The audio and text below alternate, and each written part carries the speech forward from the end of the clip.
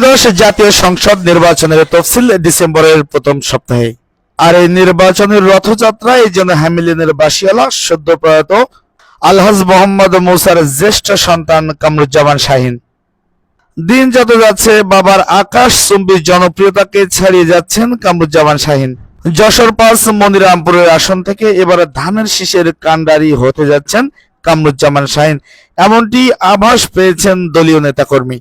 তবে এ ব্যাপারে মুখ খুলছেন না কামরুজ্জামান শাহীন। বলছেন দলীয় সিদ্ধান্ত মেনে নিয়েই ধানের শীষের প্রতীক যে পাবেন তার পক্ষেই ভোট করবেন। যদি নিজে পান তাহলে মনিরামপুরের ভাগ্য উন্নয়নে সর্বোচ্চ চেষ্টা করবেন এই নেতা। শুক্রবার বিকালে হাজার হাজার নেতাকর্মী নিয়ে মনিরামপুরের ১২ নম্বর শ্যামপুর ইউনিয়নের চিনাটোলা বাজারে লিফলেট বিতরণ ও গণসংযোগ করেন এই নেতা। আর এই গণসংযোগে যেন হাজারো নেতাকর্মী ঢল নামে, সঙ্গে সঙ্গেই জনসমুদ্রে রূপান্তরিত হয় চিনাটোলা বাজার। সাধারণ মানুষ বুকে টেনে নেন কামরুজ্জামান শাহীনকে, সেই সাথে প্রতিজ্ঞাবদ্ধ হন আগামী জাতীয় সংসদ নির্বাচনে শাহীনকেই ভোট দেবেন এমন অঙ্গীকার করেন সাধারণ মানুষ। তবে রাখেন খুলনা মহানগর ছাত্র দলের সহসভাপতি আহমদুল্লাহ রাজু, ১২ নম্বর শ্যামপুর ইউনিয়ন বিএনপির সাংগঠনিক সম্পাদক বুলবুল আহমেদ, সদ্য প্রয়াত আলহাজ মোহাম্মদ মুসার কনিষ্ঠ পুত্র মঈনুল ইসলাম মঈন, মনিরামপুর পৌর স্বেচ্ছাসেবক দলের সদস্য সচিব মাসুদ গাজী, মনিরামপুর উপজেলা বিএনপির সহসভাপতি অ্যাডভোকেট মুজিবুর রহমান সহ অন্যান্য নেতৃবৃন্দ। দিন যত যাচ্ছে প্রতিটি পথসভা যেন জনসমুদ্রে রূপ নিচ্ছে। জনাব কামরুজ্জামান শাহীনের ব্যাপকতার মিছিল ইতিমধ্যেই বিএনপির মিডিয়া সেলে স্থান পেয়েছে। সাধারণ মানুষ বলছে আগামীতে কামরুজ্জামান শাহীন ধানের শীষের কাণ্ডারি হলেই ভোট দিবেন তারা। এ সময় উত্তম হাজরা বলেন, আমরা সবাই একতাবদ্ধ। মানুষের এমন ভালোবাসায় সিক্ত হয়ে আবেগ আপ্লুত হয়ে পড়েন কামরুজ্জামান শাহীন। তিনি বলেন, বাবার কিছু অসমাপ্ত কাজ সমাপ্ত করাই এখন আমাদের প্রধান লক্ষ্য। আলহাজ মোহাম্মদ মুসার কনিষ্ঠ পুত্র মঈনুল ইসলাম বলেন, বাবার মতোই মানুষের পাশে থাকবো আমরা। উপস্থিত ছিলেন যশোর মহিলা দলের সম্মানিত সদস্য জাকিয়া সুলতানা লিপি, শ্যামপুর ইউনিয়নের চেয়ারম্যান পদপ্রার্থী হাফিজুর রহমান হাফিজ। এ সময় ধানের শীষের কাণ্ডারি জনাব কামরুজ্জামান শাহীন বলেন, আমার বাবার কিছু স্বপ্ন ছিল, যে স্বপ্ন বাস্তবায়নের জন্য আমরা দুই ভাই আপনাদের সাথে করে নিয়ে বিভিন্ন জায়গায় ঘুরতেছি। আমার বাবার একবার ইচ্ছা ছিল অন্তত একবার হলো এমপি নির্বাচন করবে। জয় পরাজয় আল্লাহর হাতে, এটা মানুষ নির্ধারণ করতে পারে না।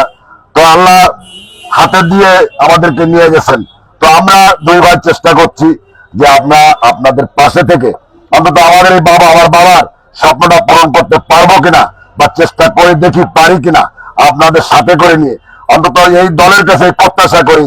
তো আপনারা যদি দল আমাকে যদি মনোনয়ন দেয় বা ধানের শীষের টিকিট দেয়, আপনারা কি সবাই এক বাক্যে আমার সাথে থাকবেন? এই এতিমের সাথে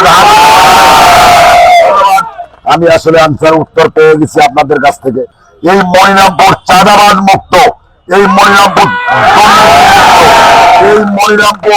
মাদকা মুক্ত ইনশাল্লাহ আমি সাইন করবো। এবং একটা বাংলাদেশের ৪৬৪ উপজেলার ভিতরে একটা মডেল উপজেলা আমি ঘোষণা করলাম যে এইটা আমি করে, যদি আমার আল্লাহ তৌফিক দেয়, আমি এটা মনিরামপুর মানুষকে করে দেখাবো। আমার ব্যক্তিগত কোনো চাপ পাওয়া নাই। আর দল যদি আমাকে না বোঝে যে না আমি সাইনকে আমার নমিনেশন হলো না, দলের পক্ষে থেকে যেই ধানের শীষের টিকিট নিয়ে আসুক, আমরা সম্মিলিত ভাবে একতা ভাবে এই ধানের শীষ প্রতীককে আমরা জয় করব। এর কোনো বিকল্প নাই, কারণ দল রাষ্ট্রীয় ক্ষমতায় যেতে হবে, এর কোনো বিকল্প নাই। সঠিকভাবে নির্বাচনে আমি আসলে এতিম সন্তান, আমার কিছু চাওয়া পাওয়া নাই। আমি আলহামদুলিল্লাহ আপনাদের দ্বারা আমি ব্যবসা বাণিজ্য করি।